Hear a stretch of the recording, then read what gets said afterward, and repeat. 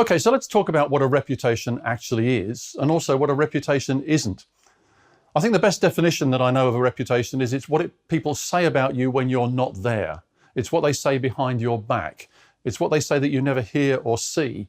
That's your reputation, and it's absolutely crucial. It's critical that you maintain a great reputation. Of course, the problem with reputations is that they take a long time to create. They can take years to develop, but they can be gone in a flash. It's like a balloon, and you stick a pin in it and the reputation's gone. So this course is about telling you how you can build that reputation and how you can maintain it, how you can avoid the pins, if you like. A reputation is not a brand, though. Don't get confused between reputation and brand. A brand is something that you create and you can control. You can largely control how your brand is perceived. It's much more difficult to control how your reputation is perceived. So your reputation is based on what you do, what you say, what you write, and how you behave. And most critically, your reputation is affected by what you do when there's some pressure upon you. It's how you behave sometimes in a crisis, or how you behave when you're dealing with complaints in your organization or against you personally. So we're going to be going through some techniques that show you how you can cope with feedback, both positive and negative, and handle those properly, and think how you can build a reputation and maintain a reputation as strongly as possible. So the things to think about in terms of reputation, it affects everything you do, and everything you do affects it.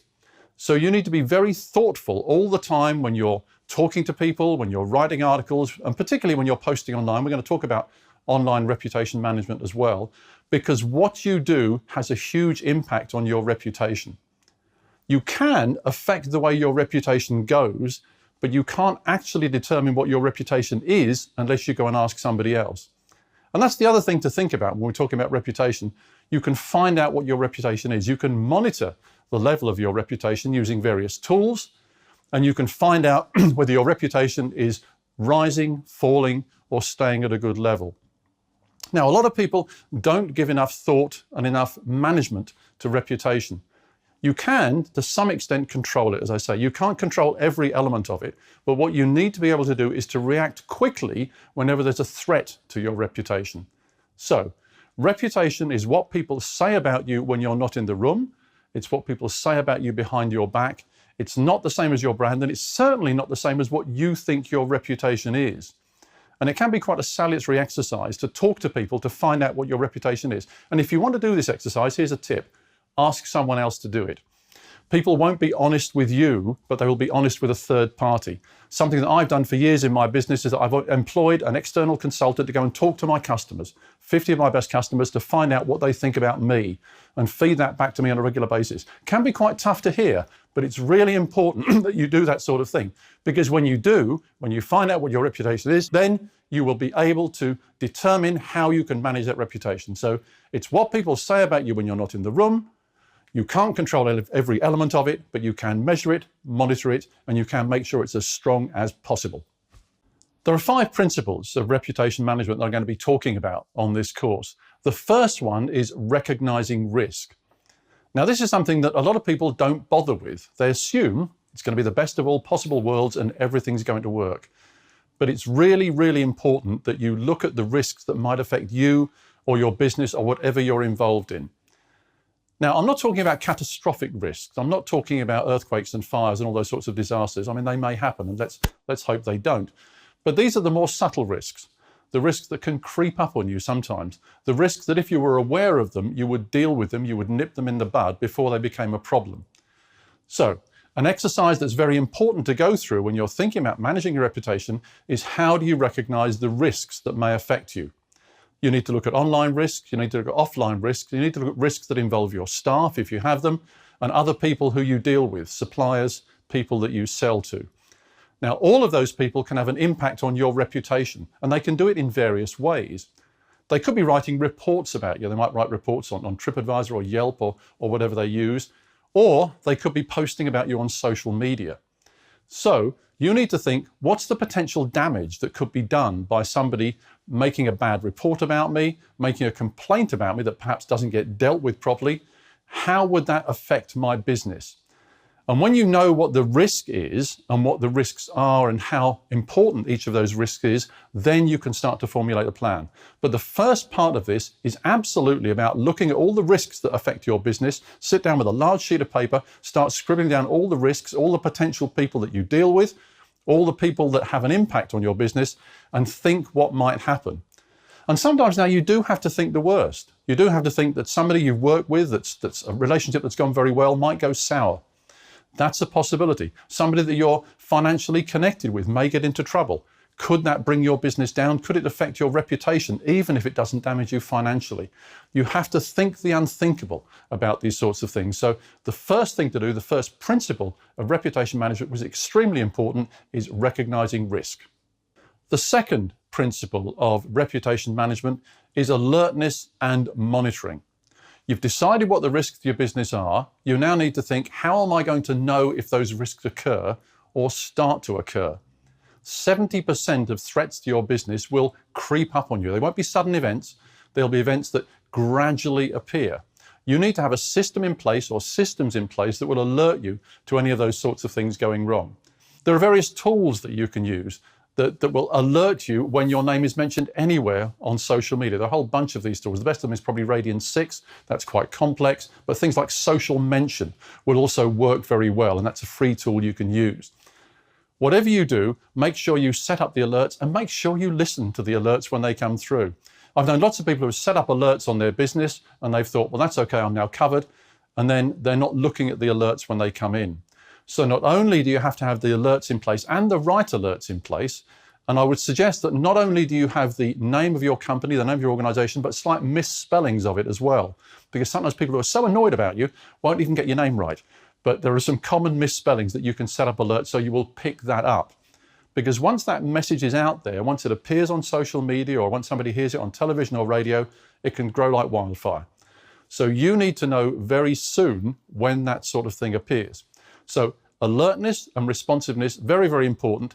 And there are various ways that you can respond to this. We'll talk about them in more detail later on, but the important thing as far as I'm concerned is that you do respond in most cases. Just occasionally you will see something and you'll think, well, that's not very nice, but I'm going to let it pass because it'll just die away like a fire burning itself out. However, if you've determined in your risk analysis that something is going to be a genuine reputation to your business, particularly if it gets worse, you need to tackle it straight away. Doesn't mean you can fix it straight away. The important thing is to acknowledge it straight away. And if you're alert and responsive and you acknowledge that something's happening and say, we're aware of this and we're dealing with it, then that will aid the recovery of your reputation and it may even not be damaged in the first place. The third element, third principle of reputation management is positive action. In other words, do something. Make sure that if you see a threat to your business, a risk to your reputation, a risk to your personal reputation, that you do something. Now that doing something may be doing nothing. Let me explain what I mean. You may look at the risk and you may think, okay, I've seen that there's a threat to my reputation. However, my determination, and it has to be a positive decision, is that I don't need to take any action at this stage. That's fine. You've made a positive decision not to do anything. Alternatively, you can make a positive decision, and this will be more often the case, a positive decision to do something. Now that do something may be a response which sorts out the problem. You may be able to do that straight away, or more likely it'll be a response to the person who's made the complaint or made the reference to your business or yourself and say, thank you, I'm aware of that. I'm going to deal with the issue and I will get back to you as soon as possible to explain what's been done. The thing is, you don't need to be on the defensive all the time. Taking positive action is about stepping forward, taking action to say, yes, there is an issue, I'm going to deal with it, and these are the ways that I'm going to deal with it. So there are various ways you can do that. You can do that online. You can do it ideally in person. And if you can make a phone call perhaps to the person who's threatening your reputation, don't have an angry phone call. Talk it over with them, have a nice chat with them and say, look, I appreciate you've had an issue here. Let me see what I can do to sort it out. Or the great question that you can often say to people when you phone them, what would you like to happen? What would you like me to do? And more often than not, you'll find that by having that conversation, the risk to your reputation will evaporate. And in fact, they will become an advocate of you and your business. And there's an old saying that if somebody complains and their complaint is dealt with, they become a more loyal customer than somebody who never had a complaint in the first place. So it's a really important principle to remember. take positive action. The positive action may be just to step back. More likely, it's going to be to step forward, contact the individual in the most appropriate way, acknowledge their complaint, and explain how you're dealing with it. The fourth principle I want to talk about in terms of reputation management is the principle of responsiveness. Now, I've talked earlier about how you can be responsive. You need to be responsive. Let's talk about that in a little bit more detail. You don't need to respond immediately. You don't need to be sitting by your laptop or on your phone, checking every alert that comes in and getting back to them within a couple of minutes. Some people may expect that. They may even get angry if you don't do that. But it's a ridiculous idea to expect you to respond immediately within seconds to every message that comes in. So it's about being reasonable. So what is reasonable in terms of responsiveness? Well, I would say probably within the same day, or in some cases within a couple of days, to get back to somebody and assure them that their message has been heard and you're going to be dealing with it.